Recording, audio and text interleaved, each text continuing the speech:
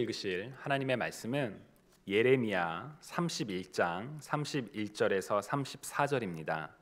예레미야 31장 구약성경 1102페이지에 있는 예레미야 31장 31절에서 34절을 오늘 우리 함께 나누겠습니다.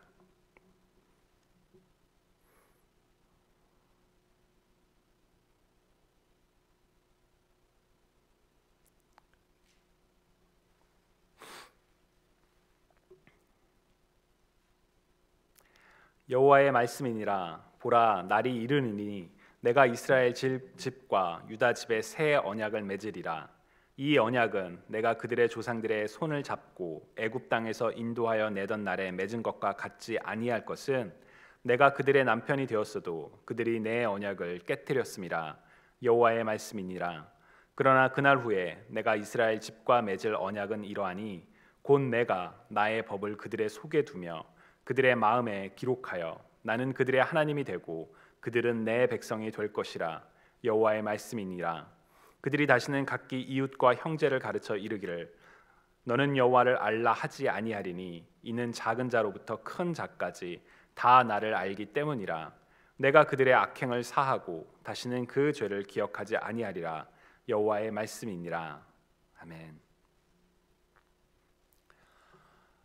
주님이 사랑하시는 여러분, 성경은 총 몇 권의 책으로 이루어져 있나요? 너무 쉬운 질문인가요? 성경은 구약성경 39권과 그리고 신약성경 27권을 합쳐서 총 66권의 책으로 구성되어 있다는 사실을 아마 이 자리에 모이신 모든 분들은 이미 잘 알고 계신 그런 내용이라 생각합니다. 그렇다면 왜 39권의 책이 구약이 되었고 27권의 책이 신약이 되었을까요? 보통은 이와 같은 질문을 받을 때 우리의 관심은 성경이 언제 정경, 곧 공인된 성경으로 인정이 되었느냐, 누가 구약을 39권으로 정하고 누가 신약을 27권으로 확정했느냐, 그 시기와 그 주체에 대해서 우리의 관심이 갈 때가 많은 것 같습니다. 역사를 좋아하시는 분들이라면 구약 39권은 주후 100년 즈음에 얌니아라는 지역에서 유대인 랍비들이 모여서 권위 있는 히브리 성경으로 총 39권을, 사실 히브리 성경의 그 분류법에 의하면 총 22권이긴 하지만 총 39권을 그때 정했다라고 알려져 있습니다. 물론 이에 대한 반론도 있기는 합니다. 그리고 시간이 더 흘러서 서기 397년, 주후 397년에 카르타고 공의회에서 신약으로 총 27권을 확정했다고 알려져 있죠. 이런 역사적인 과정을 통해 구약이 39권과 신약이 27권이라는 질문에 대한 우리의 관심은 언제 정해졌느냐라는 시간에 치우치는 경향이 있습니다. 적어도 저는 그랬던 것 같습니다. 더군다나 신학을 공부하고 이렇게 교회에서 성경과 말씀을 가르치는 그런 입장이다 보니까 비슷한 질문이 나올 때 모르겠어요 라는 대답이 아니라 그건 이렇습니다 라고 답변을 하기 위해서라도 막 열심히 외우려고 했었던 것 같습니다. 그런데 오늘 본문인 예레미야 31장을 설교의 본문으로 이렇게 고민하는 가운데 잘 풀리지 않는 질문이 하나 생겼습니다. 그것은 바로 31절에 기록된 새 언약과 신약의 관계입니다. 먼저 왜 구약이 구약이라고 불리고 왜 신약이 신약이라고 불리게 되었을까요? 아마 많은 분들은 이미 이 대답도 알고 계시지 않을까 싶습니다. 구약은 옛 굿자 그리고 맺을 약자, 즉 옛날에 맺어진 약속, 그래서 구약이고, 신약은 새로울 신, 맺을 약자, 새롭게 맺어진 약속, 그래서 신약입니다. 바로 예수 그리스도를 기준으로 이전에 있던 이 이야기가 옛날의 약속이고, 그리고 예수 그리스도 이후에 주어진 것이 바로 새로운 약속, 신약입니다 라고 알고 계실 겁니다. 그렇다면 신약, 곧 새로운 약속이 오늘 본문에서 하나님께서 예레미야에게 말씀하고 계시는 새 언약일까요? 이미 이 내용을 알고 계신 분들에게는 그거 참 쉽고 뻔한 내용인데 라고 생각하실 수도 있지만, 저에게는 참 쉽지 않은, 어려운, 헷갈리는 그런 질문이었습니다. 성경을 포함하여 여러 자료를 확인한 그 결과를 하나님께서 예레미야에게 말씀하신 새 언약과 신약의 관계, 그리고 구약과 신약의 관계에 대해서 오늘 여러분들과 함께 말씀을 나누고자 합니다. 먼저 예레미야는 남유다 왕국 말기에 활동했던 선지자였습니다. 예레미야 1장을 보시면 하나님께서 예레미야를 부르셨을 때 예레미야는 슬프도소이다 주 여호와여 보소서 나는 아이라 말할 줄을 알지 못하나이다 라며 하나님의 부르심 앞에 망설이는 모습을 보였습니다. 마치 불타는 떨기나무 아래에서 하나님께서 모세를 부르셨을 때 망설이고 주저하는 나는 말을 잘 못합니다 라고 말했던 모세처럼 말이죠. 그러나 하나님께서는 그런 예레미야에게 너는 아이라 말하지 말고 내가 너를 누구에게 보내든지 너는 가며 너나 내가 내게 명령하는 무엇을 명령하든지 너는 말할지니라. 너는 그들 때문에 두려워하지 말라. 내가 너와 함께하여 너를 구원하리라 라고 예레미야에게 위로와 그리고 격려의 약속을 주셨습니다. 또한 예레미야 1장 9절을 보면 하나님께서는 손을 내밀어서 예레미야의 입에 대시고 보라 내가 내 말을 내 입에 두었노라 라고까지 말씀하셨습니다. 하나님의 말씀을 예레미야의 입을 통해 선언하시겠다라고 그런 내용은 물론 두렵고 망설이는 예레미야를 하나님께서 직접 만지시며 확인시켜 주시는 하나님의 놀라운 위로와 사랑이 참 놀랍고 또 감사하기도 합니다. 하나님의 말씀을 받은 예레미야의 예언은 2장부터 시작됩니다. 그리고 그 내용은 참 무겁고 듣기 불편한 그런 내용, 곧 재앙과 심판에 대한 내용들이었습니다.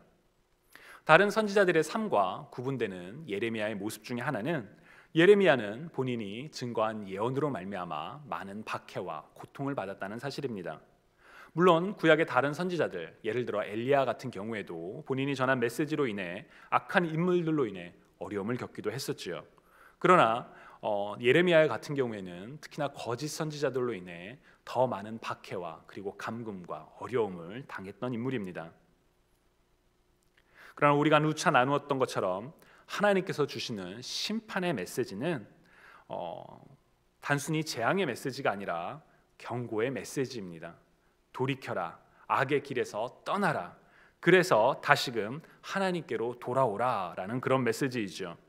하나님께서는 심판을 즐기시는 분이 아니라 죄악으로 인해 심판하지 않으실 수 없지만 그럼에도 돌이키도록 다시금 기회를 주시는 하나님이시기에 이처럼 예레미야를 통해 계속 경고와 그리고 심판의 메시지를 증거하게 하셨습니다.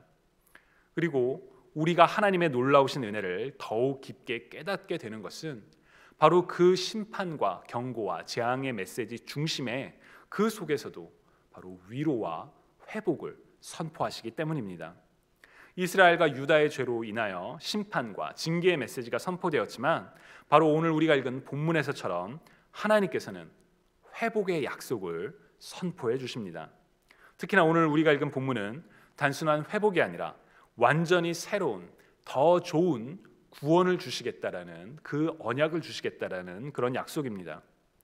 31절을 보시면 여호와의 말씀이니라 보라 날이 이르리니 내가 이스라엘 집과 유다 집에 새 언약을 맺으리라 라고 말씀하십니다.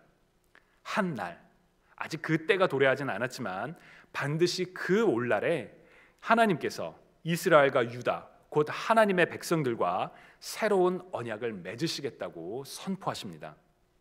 하나님께서 하나님의 백성들과 맺으시는 언약은 일반 사회에서 사람과 사람이 맺는 언약과 비슷하면서도 분명히 다른 특징이 있습니다. 히브리어로 언약을 뜻하는 단어는 베리트라는 단어인데 이 단어는 쪼개다, 칼로 가르다라는 의미가 있습니다. 쌍방간에 언약을 체결하고 그 언약의 증표로 짐승을 반으로 가르는데 이러한 행위는 만약 당신이 이 언약을 어기면 당신도 이 짐승처럼 될 것입니다 라는 굉장히 강한 경고의 행위가 바로 그 베리트이죠. 그래서 고대 근동의 언약은 언약을 체결한 쌍방을 모두 강제하는 아주 그런 강력한 약속이었습니다. 그런데 주목할 점은 성경에서는 하나님께서 인간과 언약, 바로 이 베리트를 맺으신다는 점입니다. 창조주 하나님과 피조물 인간은 처음부터 계약, 그 쌍방의 그런 관계가 될 수 없습니다. 그럼에도 불구하고 하나님은 피조물인 인간에게 다가가 그들과 언약을 체결하셨습니다. 오늘 본문 32절에 하나님께서 이스라엘 민족을 애굽 땅에서 이끌어내사 시내 산에서 체결했던 언약을 이야기합니다. 출애굽기 19장 5절에서 6절을 보시면 세계가 다 내게 속하였나니 너희가 내 말을 잘 듣고 내 언약을 지키면 너희는 모든 민족 중에서 내 소유가 되겠고 너희가 내게 대하여 제사장 나라가 되며 거룩한 백성이 되리라 라고 하나님께서 언약을 제안하셨고, 그리고 이스라엘 백성은 네, 우리가 그렇게 하겠습니다 라고 언약을 맺었던 그런 일이 있었습니다. 우리가 보통 시내산 언약이라고 부르는 사건이죠. 그런데 구약 성경을 보시면 사실 하나님께서 이스라엘과 하나님의 백성과 맺어진 언약은 이 시내산 언약이 처음은 아니었습니다. 하나님께서는 노아 그리고 아브라함과도 언약을 맺으셨고 다윗과도 나중에 언약을 맺으십니다. 왜 하나님께서 이토록 하나님의 사람들과 언약을, 서로를 강제하는 약속을 맺으셨을까요? 저는 하나님이 사랑이시기 때문이라고 믿습니다. 하나님은 하나님의 형상을 따라 우리 인간을 창조하셨고 하나님과의 친밀한 관계로 우리를 초청하셨습니다. 그러나 인간이 하나님을 불신하고 불순종하였을 때 곧 죄로 인해 하나님과의 그 아름다운 친밀한 관계가 깨어지게 되었지요. 그럼에도 하나님께서는 하나님의 사람들이 하나님과의 언약 안에, 친밀한 관계 안에 거할 수 있도록 다시금 우리를 초청하셨습니다. 바로 그 초청이 언약이지요.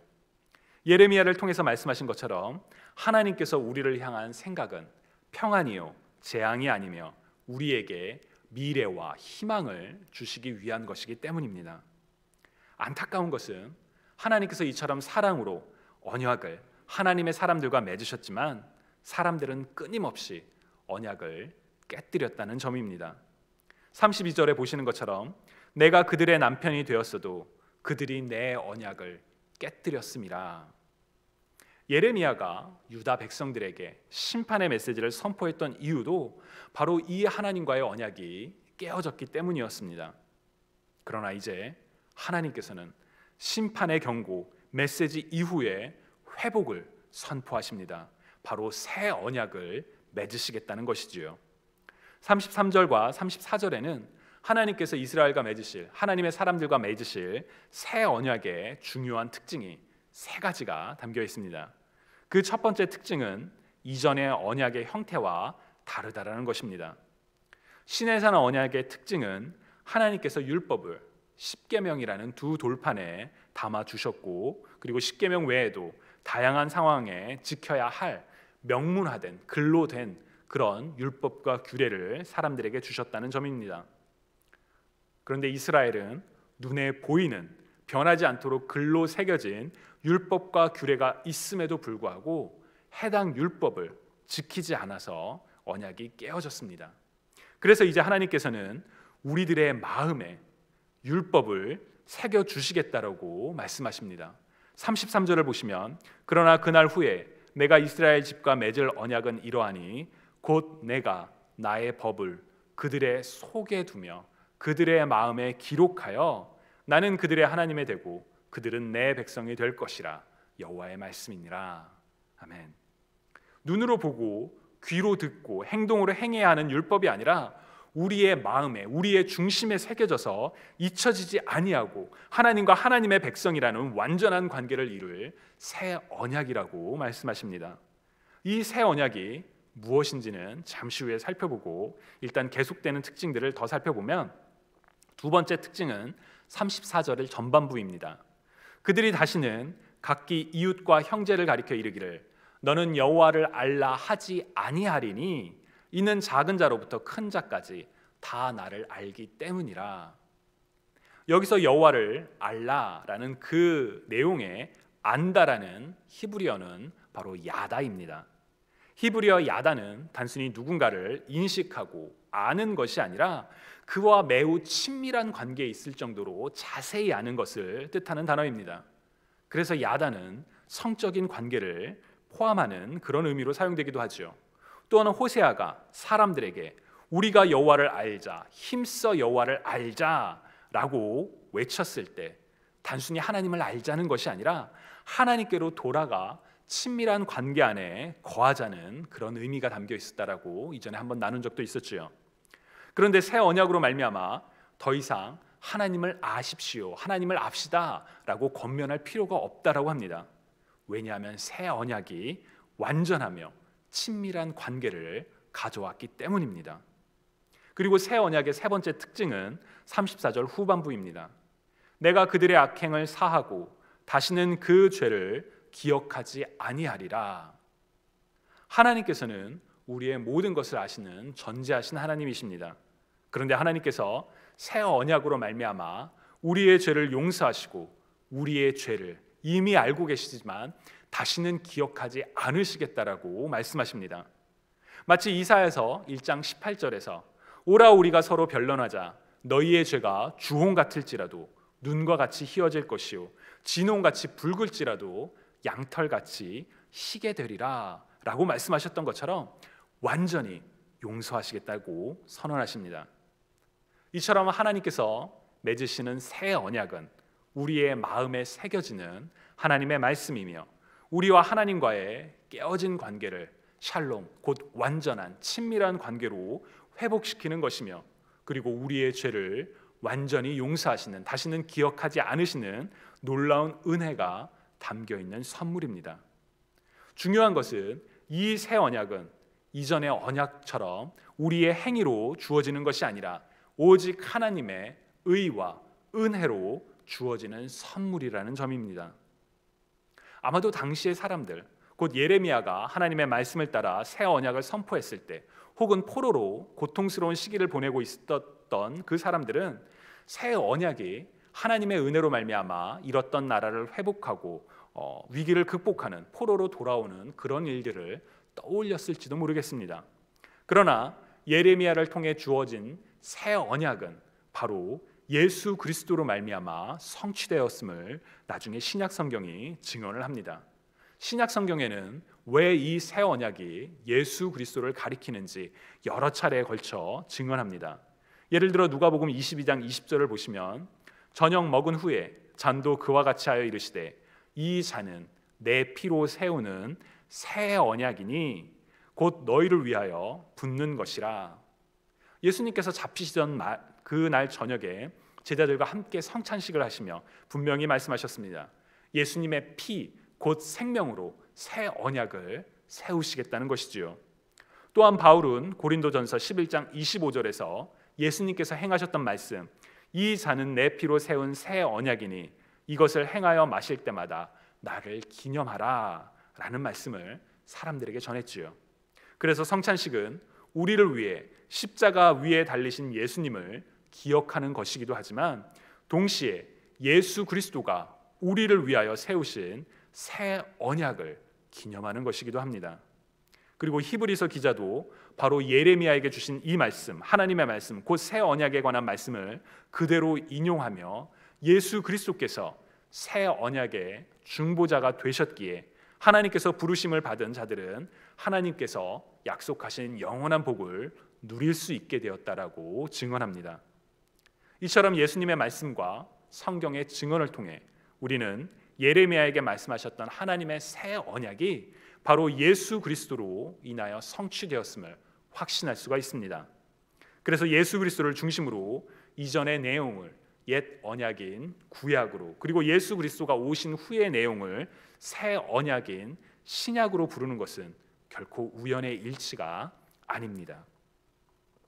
다만 구약과 신약의 구분이 오늘 본문에서의 새 언약과 동일한 대상을 가리키는 것이 아니라는 것을 우리가 주의할 필요가 있습니다.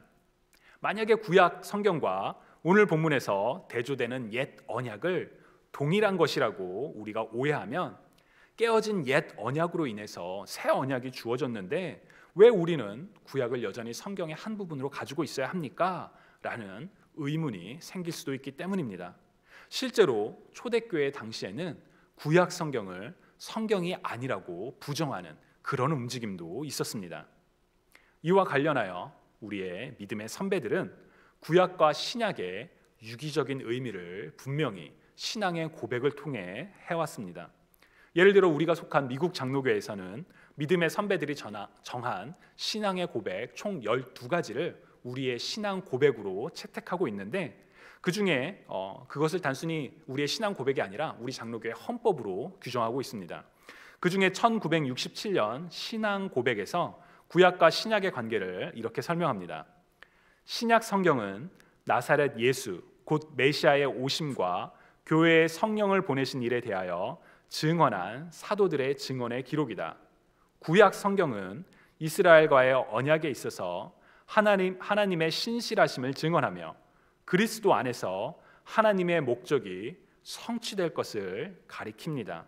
구약 성경은 신약 성경을 이해하는 데 없어서는 안 될 책이며, 또 구약 성경 자체는 신약 성경이 없으면 충분히 이해될 수 없는 책이다 라고 설명합니다.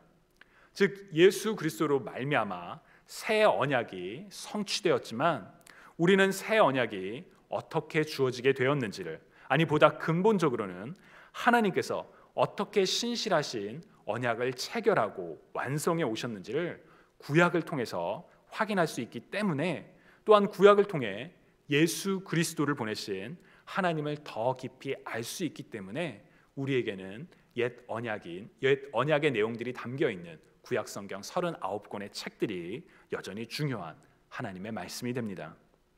주님을 사랑하시는 여러분, 이처럼 하나님께서는 하나님의 사람들을 위하여 새 언약을 약속하셨고, 그리고 예수 그리스도로 새 언약을 성취하셨습니다. 오늘 본문에서 드러나는 것처럼 하나님께서 예수 그리스도를 통해 성취하신 새 언약은 우리의 행위에 달려 있는 것이 아니라 오직 하나님의 주권과 은혜로 값없이 주어진 선물입니다. 하나님께서는 예수님께서 말씀하신 보혜사 곧 성령을 통하여 친히 우리들의 마음에 하나님의 율법을 새겨주셨으며, 우리의 죄로 인해 하나님과의 깨어진 관계를 완전한 평화 곧 샬롬 친밀한 관계로 회복시켜 주셨습니다. 또한 예수 그리스도의 피 곧 생명으로 말미암아 우리의 죄를 완전히 단번에 그리고 영원히 용서해 주셨지요. 이 모든 놀라운 축복은 오직 하나님의 은혜로 우리 모두에게 주어진 선물입니다. 우리는 이 놀라운 축복을 받은 하나님의 사람들로 세상 가운데 하나님의 사랑과 복음을 증거할 사명을 받은 사람들이지요. 우리가 받은 완성된 새 언약을 기쁨과 감사함으로 증거하는 저와 여러분이 되시기를, 그런 믿음과 승리의 삶을 살아가는 우리가 되기를 이 시간 주님의 이름으로 간절히 축원합니다. 여러분, 이 시간 우리 함께 기도드리실 때 하나님 우리에게 새 언약을 주셔서 감사합니다. 우리가 그 새 언약 가운데 하나님의 사랑을 증거하며 살아가기를 소망합니다 라고 같이 기도드리시겠습니다.